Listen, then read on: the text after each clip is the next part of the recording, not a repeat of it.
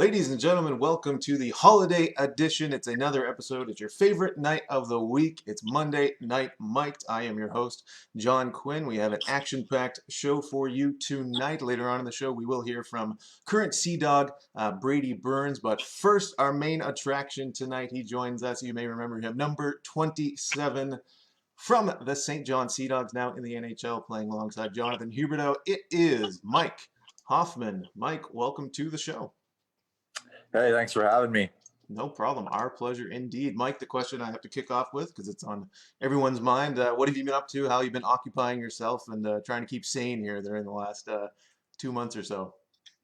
Yeah, I think I've kind of been on, the same page as everyone else, just trying to find things to do. And obviously as an athlete, you want to try and keep your weight and your physique up to the level that it needs to be at. So trying to find different things to do, exercise wise, workout wise. Obviously since the facilities are closed, it's tough to get what you need, but try and make the most of it right now. Yeah, I wouldn't say that my quarantine diet is anywhere near my mid-season form right now. So I can't imagine what Yeah, it's like for an exactly. athlete trying to stay busy and motivated. Mike, I want to dip into kind of the start of your junior career. You had a bit of a different start than most people that kind of make it to the NHL. And you didn't start in the queue. I'd kind of done a deep dive into your background. I was kind of surprised to see. I didn't know that you hadn't started there, but you ended up being drafted to your hometown Kitchener Rangers. Can you talk about that kind of draft experience and kind of, I imagine that was a bit of a dream come true to get drafted to the hometown team. Yeah, growing up in Kitchener, wherever you are, lucky enough that I had a major junior team here that I was able to go watch. So that was kind of, something that I thought would be pretty sweet if I was able to play for your hometown team. And, I was able to do so, not for a long period of time, but I still got to play a couple games there, and it got my career started, at least, in the direction that I was looking forward to. So you played a little bit with Kitchener, and you end up not making the team the following season, and then you find your way into the queue the following year. What's that process like? Obviously, not making a team is not anyone's plan, but you're kind of in limbo after that. What were your thoughts about going into the queue? Was it? I know a lot of American players or English players. They think that all the teams are French. Were you worried about knowing the language, not knowing anybody, a brand new league, a brand new province? Yeah, so when I got cut from Kitchener, I thought I was good enough to play in that league. I just kind of really needed an opportunity. And I don't know, for whatever reason it was, in Ontario, it just wasn't going to happen. So if I wanted to play that level of hockey, I had to go over to the queue. And, I believed in myself that I was good enough to play. Like I said, just kind of needed an opportunity. And the Quebec League was an option. So I was all in, I was for it. And went over there, and looking back, it was a huge step in my career. A huge step indeed. I mean, you were second on that team in Drummondville. You ended up in the later half of that season, second on the team in goals, but it was also a pretty subpar team. You guys finished, I think, dead last in the queue that season. Is it hard to stay motivated when you're kind of doing so well and you're trying to prove yourself, but the team's not doing well? Yeah, obviously you want to be on a good team. It's not easy playing on a team that's not winning. Losing sucks, or whatever you're doing, sports, Yeah. games, whatever it is. No one likes to lose. So for me, it was to kind of just try to get my foot in the door, establish myself in the league, do what you can do, and don't maybe look at the bigger picture. I mean, you still got a couple years in the league. If you guys aren't good the first year, it's still next year. Everyone can improve and try and work on your individual game a little bit, and that's what I try to do. And improve you guys did both individually and as a team. And I had to go back and literally check this 10 different times because I didn't believe it when I saw it. You guys went from dead last to first the following year with Drummondville, correct? Yeah, it was pretty crazy, the turnaround. I think it was a CHL record for points wise. I don't know what we had the first year and then following year, but yeah, that's kind of weird. That's what can happen in junior hockey if things can turn around pretty quickly. And did you guys, was there like pieces you added? Like, did you know kind of going into that season, like, okay, we're going to be much better? I mean, every team who's dead last, the only way you can go is up. But like, did you guys have aspirations that this was going to be an all-in year?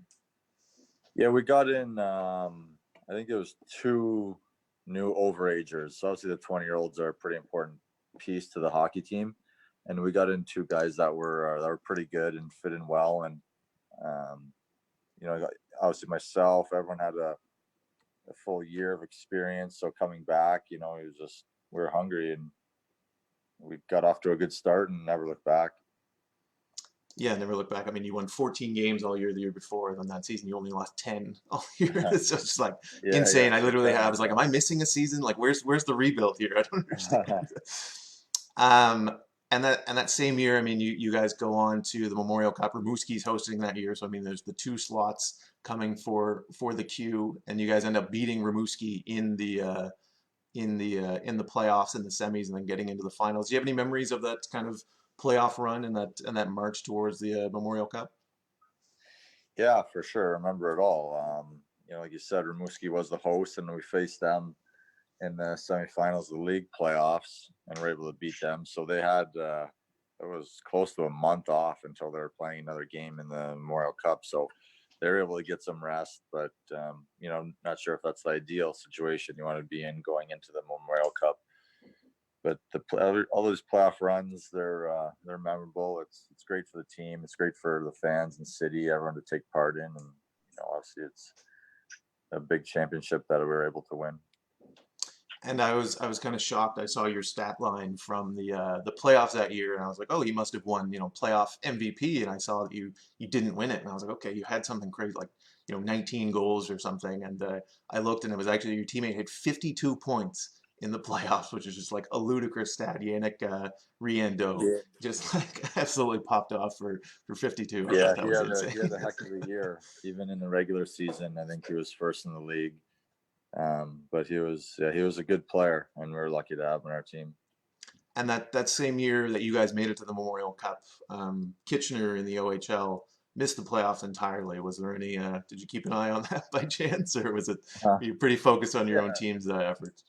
a little bit. I mean, I wasn't really focusing too much on what was going on back home. It was more so what we needed to do, and more so on our hockey part. For sure, for sure. Now come to 2009-10. You're traded to St. John. What did you know about St. John? Obviously, you'd been in the league at that point for 2 years. What did you know about kind of the city, the team, where you were about to go for your 20-year-old season? Yeah, I didn't know much. I mean, playing in Drummondville, we only come to St. John once a year, and they come to Drummondville once, so I'd only played them a couple times throughout my career. Um, but for me, going to an English-speaking place was obviously something I was kind of looking forward to. You know, me not knowing French in Drummondville, it's a pretty strong French atmosphere there, so it was could get tricky.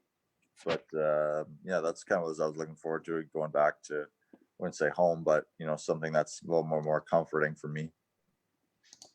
And what did you know kind of about the team? I mean, it was a pretty young team at that time, but they were a highly skilled team, and you ended up meeting a young, lanky kid in his rookie year named Jonathan Huberdeau. What were kind of your impressions of him as a 16-year-old? Yeah, as soon as I got to the team, I realized that they have a bunch of young kids that are going to be really good players. You could just tell right away, and so that was great. I mean, you know, you can kind of see with the steps that they're taking, and you know, like you said with Johnny, you could tell he was going to be a special player right from the first time you ever saw him play, and he just kept evolving and emerging, and he still is today. And just taking a quick look at the roster that year. I mean, we talk about young, skilled players. It was Huberdeau, Zach Phillips, Galiev, Yurko, Durapo were all in their very first year in the league, and that was kind of the same core that ends up winning it the following year and getting the Memorial Cup. You're an older guy at that time, a 20-year-old fitting into kind of a leadership role. Is that a role you kind of were excited to take on, or is that just something that kind of comes naturally being a 20-year-old on the team? Yeah, well, I mean, I've been in like I didn't play as a 16-year-old, so I'm not sure how that was, but coming in as 18, 19, you kind of look up to the 20-year-olds. Those are the leaders on the team, the guys I've been around. usually the longest and are probably your best players. So you do have to take that leadership role and kind of show them the way and what needs to be done. And you showed them a way in a few ways. You did win MVP that season, but you also won the Selke Award for the most sportsmanlike player. What parts of your game, like looking back on maybe a specific season or just the player that you are, what do you think in your play warranted winning that trophy?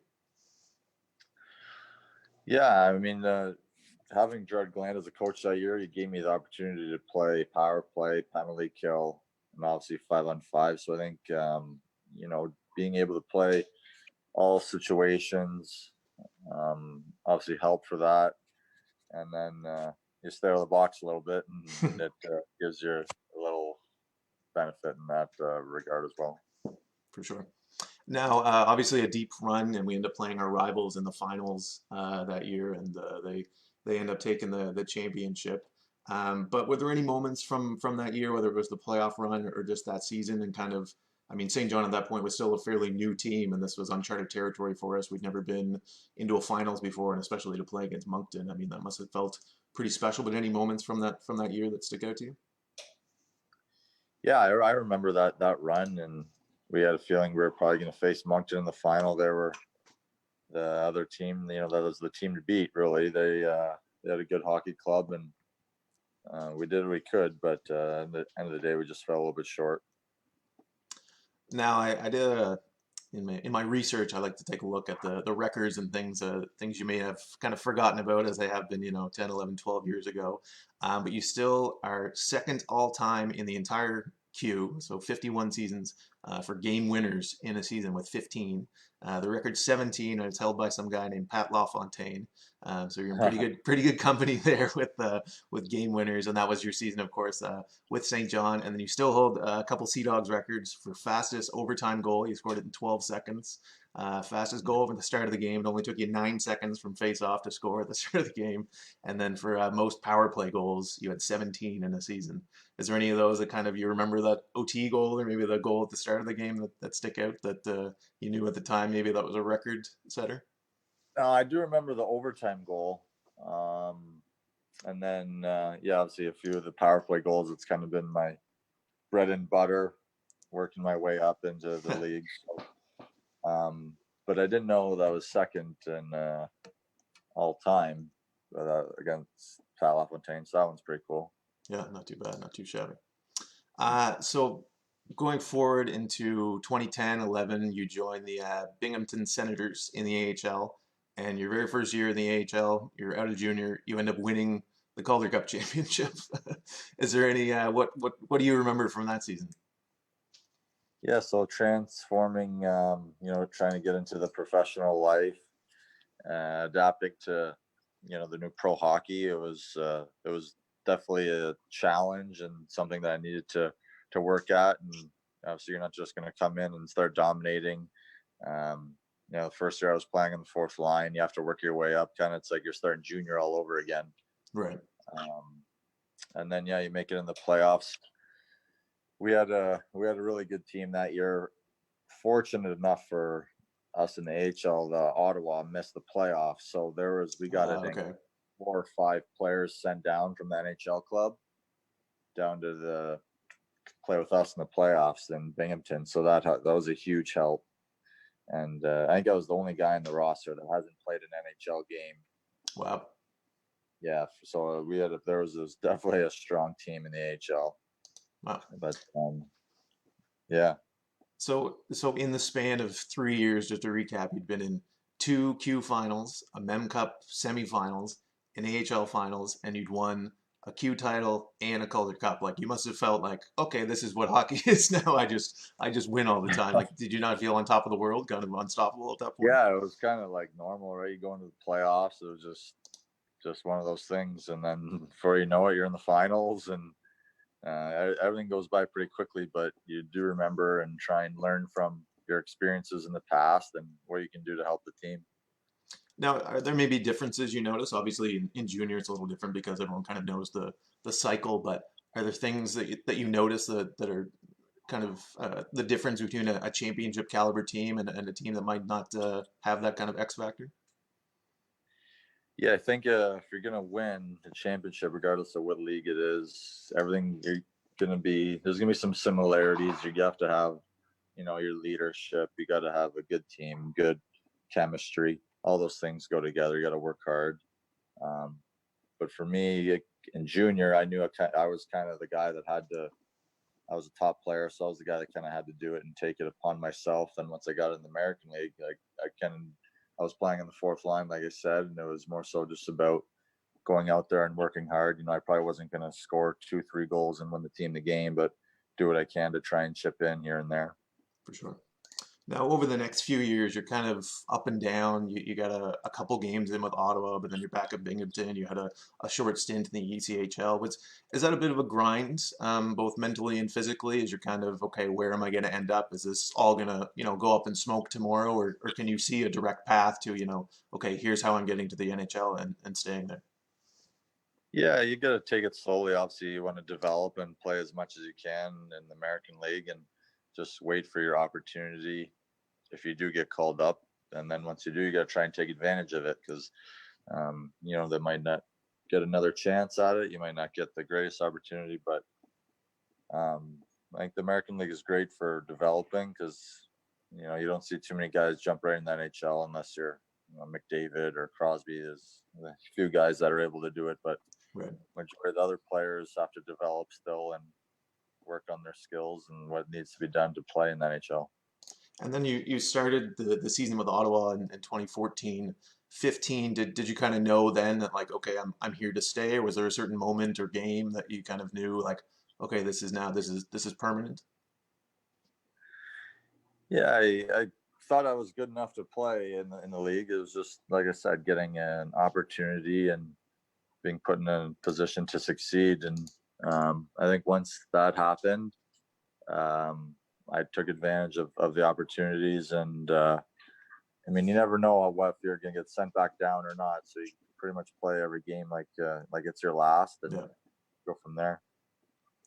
Now, flash forward, and obviously this is a bit of a heartbreaker, but the Eastern Conference Finals, you're playing against Crosby and the Pens, 7-game series with a potential berth into the Stanley Cup Finals on the line. You've played now in Q Finals, Mem Cup, AHL Finals. How different is that playing in a Game 7 and in an Eastern Conference Finals?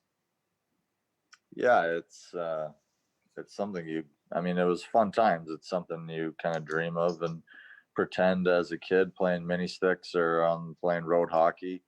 It wasn't a Stanley Cup final, but the closest thing to it. And, like you said, you're going against Crosby, probably the best player in the world. And, it's a good challenge, but double overtime, game 7. It was fun to take part in. Obviously, we would like the outcome to be a little different, but For sure. it was a good experience.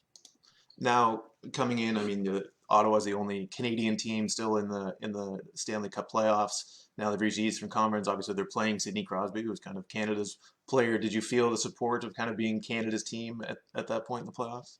Yeah, I remember everyone always saying that Ottawa's the only Canadian team left, so we're going to cheer for you guys. We got a bunch of new following, and it was great. Kind of the country got behind us, and obviously there's a bunch of Crosby fans out there as well. So it was definitely not easy to go up against. For sure.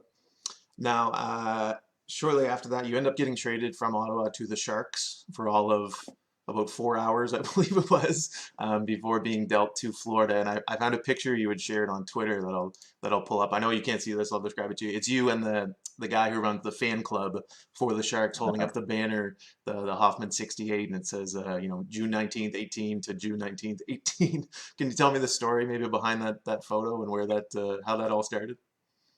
Yeah, it was like you said, one of their fans that had it up. It was kind of like your retired jersey that he made, and we practiced there the following day.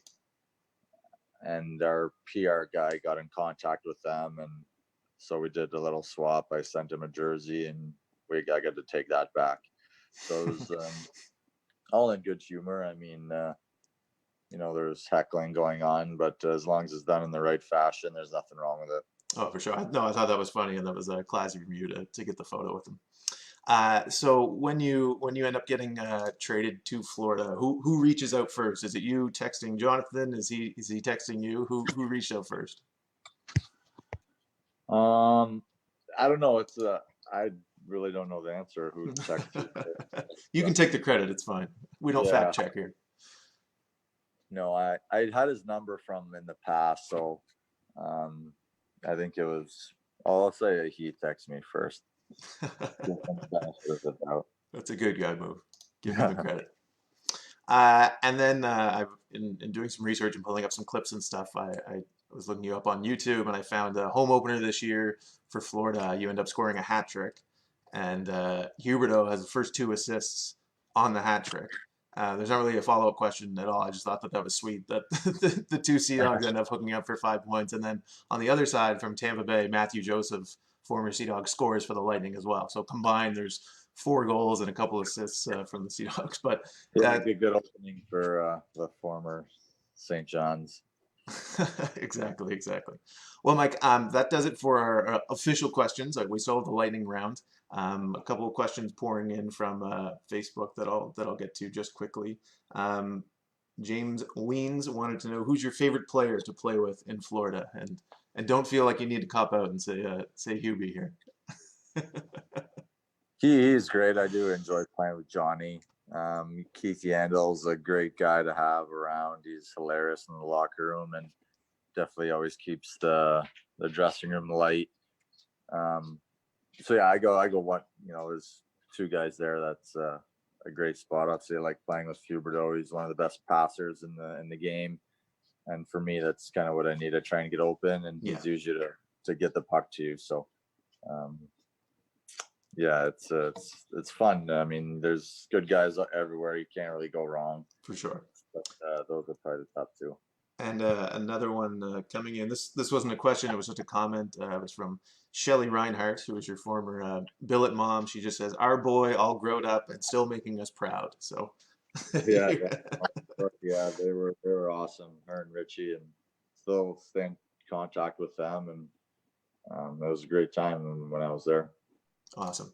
Well, Mike, it is time for the lightning round. So how this works, it's going to be 10 questions. The most important thing is honesty. Second most important is speed. So if you're ready, it's going to be the lightning round.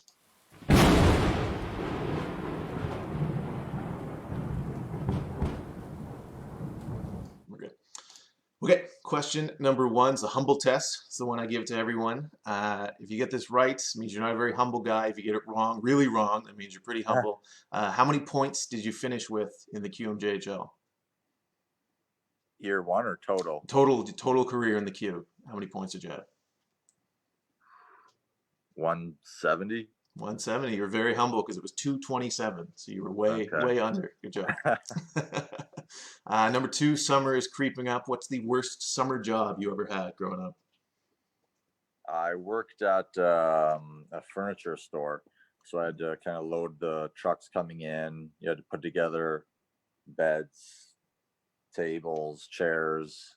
So that was definitely my worst job that I've had. I did 6 summers working for a moving company, and I can agree that that's terrible, Yeah, especially setting up beds when it's like 40 degrees outside is the yeah, absolute for worst. sure. Number three, you're a goal scorer.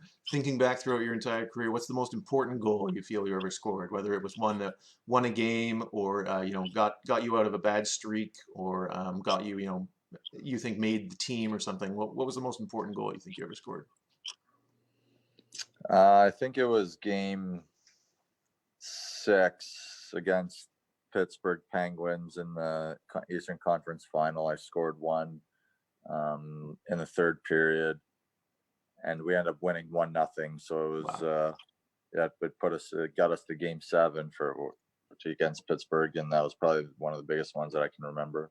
that's an easy answer then. Number four, this one comes from Shelly. I texted her early asking if there was any questions she had for you. She said, "Who's better at Xbox? Is it you or Rich?" I think I got to go with me. Gotta go with you. Okay. That was part two of the humble test. So that was. Yeah, yeah. Did you guys play a lot? Was it mostly NHL? Yeah, yeah, a little bit of NHL, then there's the Call of Duty in there. It's a good mix up. I didn't picture Rich as a gamer. Rich is Yeah, your bullet dad, obviously. If anyone's yeah, yeah. people are picturing like a 10-year-old kid that you billeted with, but no, it was a 40-plus-year-old man. Yeah. Number five, if you could be anyone for one day, who would it be?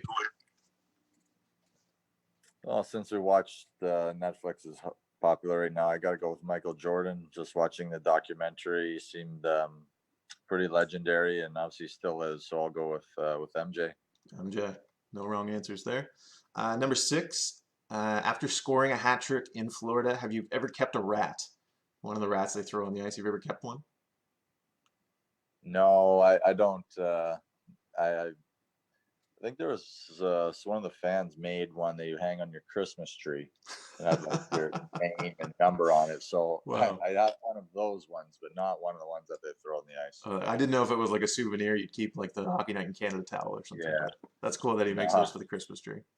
yeah. Number seven, you're obviously very good at hockey. There's no doubting that. What's something you're just terrible at? Um, I'll say cooking. Cooking? If it's cooking, then there's a good part two of my last question that we'll get to. Number Okay. eight, I asked the same thing to Huberto here. If you had 10 tries in a shootout against Prime Luongo, who you had to play with for a season, how many goals do you get against Prime Luongo, 10 tries in a shootout? Huberto probably said 10, but He said four. He was pretty humble. really, After yeah, I'd no, already my established with his stats that he was like leading the team all time in shootout attempts, etc. He said the NHL's a lot yeah, harder for he's shootouts. he's good in the shootout. I'm not as good as he is, so I gotta say, I'll go with three. Three, okay. You're doing very well at the humble test, by the way. Number nine. Okay, here's a good would you rather. Would you rather have Sidney Crosby on your team, but he has to play goalie, or have Carey Price on your team, but he plays top line center? I go with Price. I think. Price top line center. Okay, Yeah, I've seen him shoot and skate, and he could probably he's pretty good. fit the role eventually. Oh yeah, People say goalies are pretty good skaters. yeah, yeah. Number 10, this is the two-parter for you said you're terrible at cooking. What's the most pathetic quarantine meal you've eaten so far in the last 2 months? Just like Captain Crunch with water, like Oh geez, yeah. No, something I just mean, terrible. probably I think just the mac and cheese. That's can be a tough dinner, and I don't know. Any I hot dogs shouldn't be cut up in saying there? these things. Might be getting myself in trouble here. We'll Gonna have clip our this out. nutritionist calling me down. We'll clip this Yeah. out. Well, that does it. That is 10 questions. You survived. You didn't pass on any, which I like to see. No one's passed yet. We're 6 for 6 on Yeah. that. Mike, thank you so much for joining us. We appreciate you being so generous with your time. Is there anything else you wanted to shout out? Things you have coming up? Anything that we should be following or seeing you're involved with?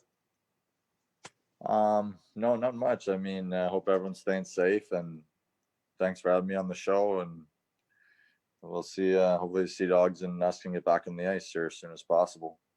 Perfect. Well, thank you, Mike, and good luck in the upcoming season or the continuation of this one, depending on what happens. But fingers crossed for good success for you. Thank you Thank you. again to Mike and guys. Coming up, we do have a interview with Brady Burns. We got a fun game coming up with him as well, so stick around for that. It starts right now. Ladies and gentlemen, it is my pleasure to welcome to the show current Sea Dog Brady Burns. Brady, welcome to Monday Night Mike. Yeah, thanks for having me on. No problem. Our pleasure. We wanted to catch up with some of our current Sea Dogs. It's been fun talking to the alumni, but you guys are kind of the here and now, so we want to hear from you after your most recent season. But I want to just check up with you. What have you been doing? How have you been keeping busy during all this? Obviously, yeah, it's just different now with not being able to do as much, but trying to get as much workouts in as possible and getting a few runs in, getting out shooting pucks, just things to kind of push yourself to get better than the other players during this times and doing those type of things. Obviously, a little boring sometimes, but you got to try to stay active and keep doing those things, keeping the routine and all that. So, And how often is our athletic coach Terry Blizzard checking in with you? Is it every 6 hours, every 12, seeing how many push-ups and pull-ups you're up to? Yeah, obviously he sent me out a sheet a few weeks ago when this all got started, and then kind of reach out a little bit there, here and there, and just that type of stuff. He gave us a nice sheet, so just going off that right now. And outside of training, what's kind of occupying your time? You have you made it to the end of Netflix, as Mike Thomas put last week, or? Now, just maybe a little bit of Michael Jordan, that the Yeah, Last Dance show yeah, there, yeah. but that's I kind don't of know it. if you watched the finale last night. No spoilers, but they won the title. So I want to go back all the way to 2018, the day we first met. I know I treasure it well. You maybe remember it for different reasons, but it was the day you were drafted to the Sea Dogs, coming up on the 2 year anniversary here. But taking me back to that day, 2018, you're coming into the draft. You're there live at the draft. What were your expectations? Were there teams that you would talk to? Where did you think you might end up? Where were you hoping to go? Was St. John on your radar? Kind of just walk me through that day. Yeah, obviously, like you're not really sure what's going to happen when you get there to the draft in Schwenningen, but I was kind of hoping I was going to hear St. John call my name around there. I knew that I was probably going to be somewhere there around the second round. I knew they picked there at 29, so I was hoping it was going to be me. So I was pretty happy when I got to hear my name called and pretty excited. So And then you show up to St. John as a rookie, playing in that first year. It's a rebuild year, but it's a pretty stacked rebuild year in terms of the talent that we had showing up, and every game it seemed there was a new 16-year-old in the lineup on any given night. Were there any kind of moments or games that stick out for you in that rookie season? Yeah, obviously we had some tough nights, but there's a lot of good signs for our group. Like I know one of those big games we had was getting into overtime with Halifax, get that big point there, getting into the shootout there at the end of the year, second last game. I remember that big point for us pushing towards the playoffs was a really big game for us, getting the point out of them in that PAX building. So that's probably a game I look back on, remember, and the momentum going through everyone, the battles we were getting to try to push for that last playoff spot. And that's something we were probably all building together and trying to do everything we could to win that game. And I remember that as a big game for our team in my 16-year-old year. Now, being a Nova Scotia kid, are those games in Halifax sort of extra special? Did you grow up going to Mooseheads games? Yeah, obviously the Mooseheads game, like a big rink, so you're always up there when you're a kid. Just being from Nova Scotia, it's kind of cool to watch that. Now when you're playing there as a different team, you kind of want to go in there and upset all the fans trying to beat them. So that's it's more fun doing it the other way now. So You dream of being the hero and then you become the villain. yeah. Um, so coming into your second year, I imagine you had pretty big expectations. You're a pretty confident player, and you always want to play at the highest level. But what were your kind of plans and goals coming into year two? Yeah, obviously coming into the season, we had some high expectations of the team. We were trying to be a top half team, a home ice team coming to the playoffs, and we were pushing that direction. I think we had a pretty good year, and I think we were doing all the right things. And there's probably times we got off track, but I think we stayed pretty well during the whole season. And probably my expectations, I was pretty happy with my year. Obviously, getting cut short, it's pretty upsetting. We want to play playoff games. Us as 16-year-olds, especially last year, not making the playoffs, and this year we're pretty pumped to get in that playoff experience. And not being able to get there is pretty upsetting. But I know we got to build next year and have a deep playoff run. So that's what we're all focused on now. And outside of your own expectations, obviously there's the pressures of the draft. But you didn't have to go through it alone this year. I mean, there was off the top of my head, 7, 8, 9, 10 guys that were eligible for the upcoming draft. So they're all kind of feeling that pressure. What were some of the things you were hearing in interviews or from scouts of different things, or maybe things you had to work on or things you could improve? Yeah, obviously people are gonna like mention my size, just being a smaller guy. They're always gonna question you. So you're always going out there every night. Someone's watching you for the first time, so you always have to have that mentality. So you're obviously going out there to prove people wrong, because people are always going to criticize the smaller players. So you got to play a bigger style of game. That's something I'm working on, to be a spicier player and more of an in-your-face player. Just being a smaller guy, that's something that I'm going to try to strive on next season. Just being a skill guy, also. It's can play both ends of the ice. So. And skill guy, you were indeed. You led the team in goals this year with 27, and a bit of a power play specialist as well with 9 goals this year. You just updated your Instagram tag as backdoor Burns 20. So, what is it about the power play that you find so much success on? Obviously, yeah, this year I think our power play is pretty good. It's probably one of our better aspects. Like Steph was our power play coach, and I think we obviously went with a lot of different looks this year, but I think we kind of all had the same game plan going into games, what our power play was going to look like. We usually had 2 different solid groups, so who's ever going that night was going to be going out first. And I think we kind of zipped it around pretty good this year. It was around Christmas, it was pretty high. We went off a little bit at the end of the year, but I think overall we had a really good year on the power play, and that's something that next year we got to be a top team on the power play just to be high up in the standings. You always have to have a good power play, so that's something we'll be working on a lot. So. And you always you seem to have a knack for just finding that one spot on the ice that no one was paying attention to and just having that wide open shot. It was always exciting to see. One thing I do want to talk about, you come from sort of a hockey family. I'm sure people that are kind of close to the team know about your dad and coaching at university level. But what did that kind of mean growing up and knowing that he was sort of at a high enough level? And I mean, you must have grown up going to practices and kind of being around the team and players and soaking that all up. What was that like growing up? Yeah, obviously your dad being a coach in university teams means you're going to spend a lot more time around the ranks. So that's something I kind of adapted to as a kid, and being around all the older guys, I kind of had a blast doing that and just learning from them and being out there kind of having fun, being the little kid, probably annoying some of the university guys in the hockey camps and stuff. But no, that just kind of built my love for the game and my passion. So I'm just happy I could always be around the rink and something really grateful for. Did you remember any specific moments you were maybe practicing with the team or just on the ice messing around that all of a sudden they kind of took notice and were like, hey, this guy's pretty good. Yeah, obviously, just as a smaller guy out there, I go out there for the first 5 minutes when not most of the players are out there. When they're out there, I kind of usually got scared and just skated off by myself, and then went in the locker room for a bit. So that's kind of what I usually do. So back. I'm sure not many players wanted to take a run at the coach's son either, regardless of how good you were. Another thing I wanted to touch on, sort of outside of hockey, but still revolving around the team. You won the Student of the Month award late in the season, and I remember going into the season, you were pretty upfront that you weren't a big school guy, and I mean hockey was your focus, and sometimes it is hard to juggle those two, but you really seemed to turn it around and excel. And I remember hearing from our academic advisors and people just talking like, Brady's doing really well this second half of the season. What kind of changed for you, and what things did you maybe implement that helped you have so much success in the second half? Yeah, obviously we're all here trying to make our dream and play in the NHL, and that's what we're all striving for now is to be the best hockey player we can. But obviously there's a life after hockey, so it's not going to work out for everyone. So you got to make sure you're on top of school always, and it's really important to be on top of your school. Everyone wants to be a hockey player. That's what we're all here for. But schooling's the after hockey, so you got like if hockey never works out, you got to go to school. So. That's very true. Now, Brady, I know school wasn't the only thing you were studying all year. You would always tell me that you knew you had an encyclopedic knowledge of different players in the league, and talking with you. And I remember kind of our first interview. You're typically a pretty quiet guy, and then the interview opened up, and you were calling out stats and players in the league. And well, this guy's ranked here, and I know he shoots here, and he likes. And I was like, okay, where does this guy learn all this?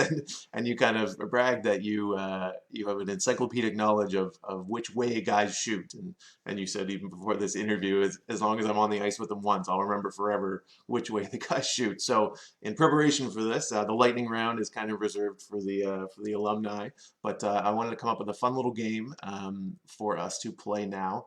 So I got it queued up here. It's called Left or Right, where I'm going to give you 10 players from around the league. You had said that you would do really well with our team, but I think our team, I mean, you see those guys every day, and you would know which way they shoot. So I've picked 10 guys randomly from the league, starting out with more of like the Maritimes division, guys you would play 8 times throughout the season. And the second half is mostly guys from Quebec, guys you may have only played once or twice, depending on how the schedule lines up. So they're worth 1 point apiece. There's 10 total. Any guesses on how you're going to fare today?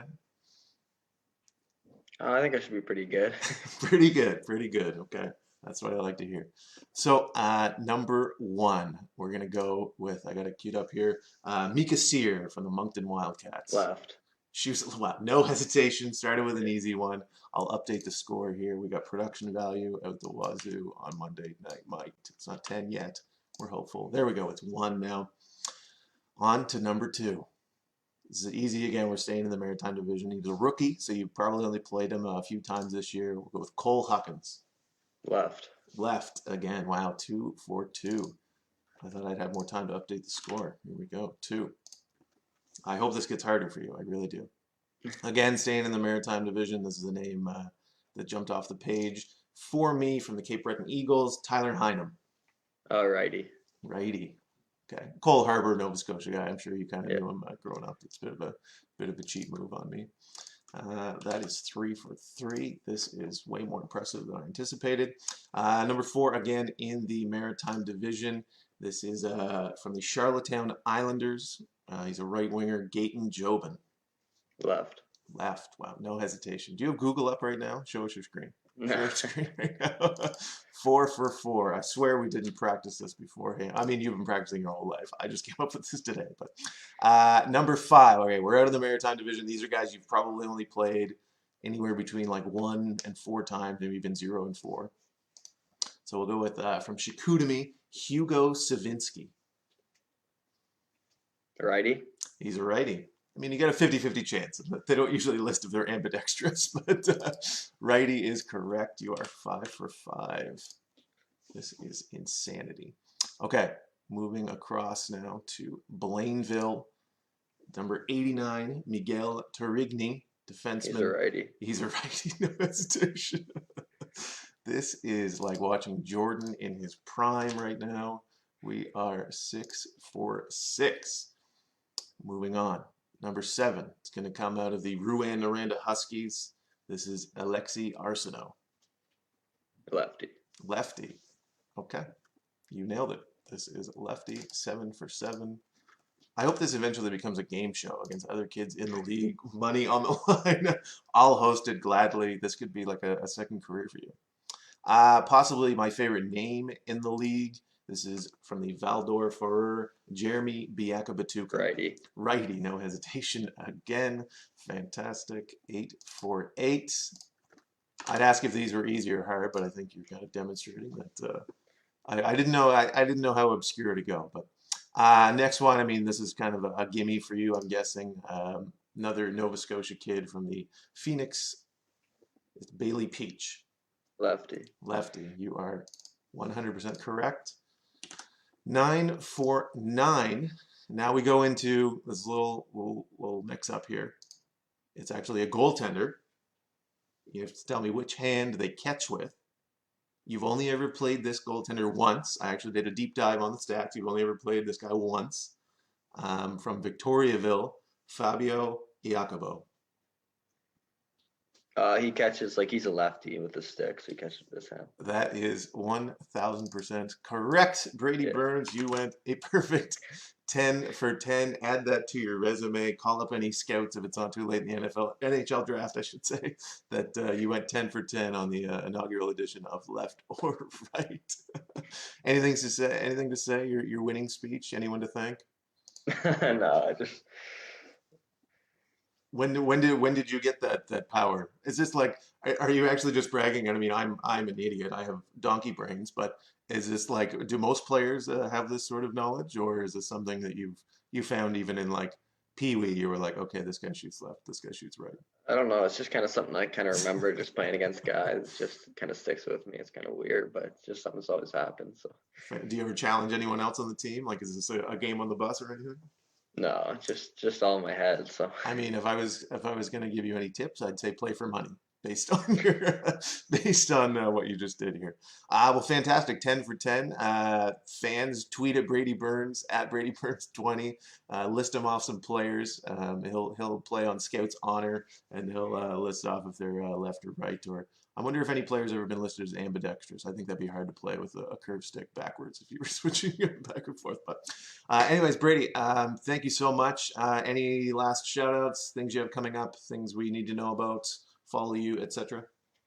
no, I'm pretty straightforward. Just thanks for having me on, John. I appreciate it. No problem. Well, good luck in the upcoming NHL draft, however and wherever that happens. And we look forward to next season. And you're going to be a huge part of it, guys. Thank you so much to Brady and our guest this evening, Mike Hoffman, as well. We'll be announcing next week's guest shortly. We're like 99% there, and it's a pretty big one.